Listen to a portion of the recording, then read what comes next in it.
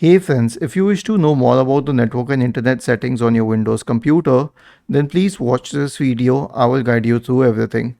Right click on the start button, select settings from the menu, go to the network and internet page on the list on the left hand side.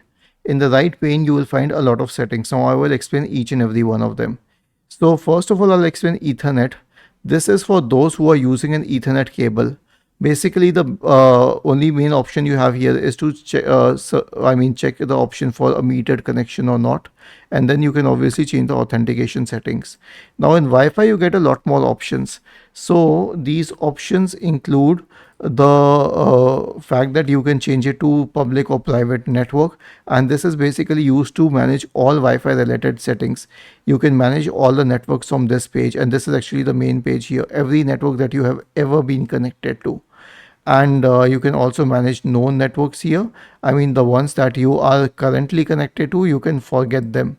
Currently connected to means the ones in which you have currently entered the password and they are connectable. And then the next important page is VPN. Why? Because when an external VPN is connected, you can check it here, or you can add a VPN to this.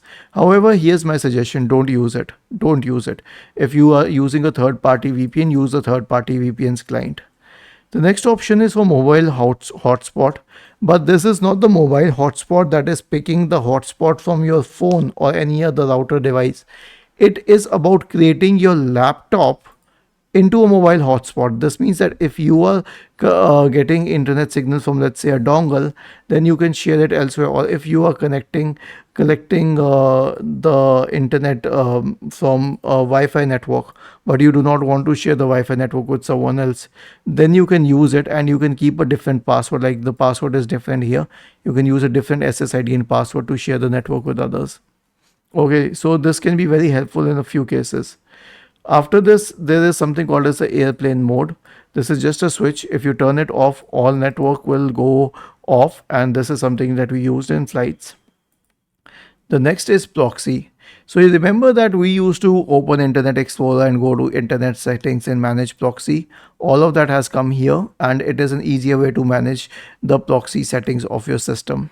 And dial-up connection, we do not use it these days. So interestingly, its page is also blank, but if someone wishes to use it, that's up to them.